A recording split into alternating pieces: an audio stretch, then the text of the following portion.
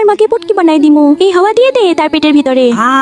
আরে আমি বুটকি হয়ে গেছি, আমার মেয়ে আমাকে বুটকি বানাইছে। ও কত মজা কত মজা, আমার মা বুটকি হইছে। দাঁড়া, তারে এখন মজা দেখাবো।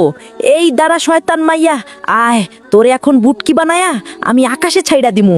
এই নিয়ে আকাশে ছাইড়া দিলাম। আমাকে বাঁচাও, আমার মা পুটকি বানায় আমাকে আকাশে ছাইড়া দিছে, কেউ আমাকে বাঁচাও।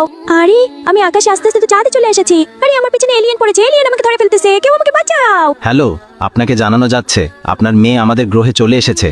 এ কারণে এখন আপনার মেয়েকে মেরে ফেলা হবে। আরে আমি রাগের বশে আমার মেয়েকে তো আমি বিপদে ফেলায় দিলাম। আমার মেয়েকে বাঁচাতে হবে। আমি এখন আমার মার্সিডিজ গাড়িটা ভাঙ্গা একটা সুপার স্যুট বানাবো এবং সুপার হিরোর মতো গিয়ে আমার মেয়েকে বাঁচিয়ে নিয়ে আসবো।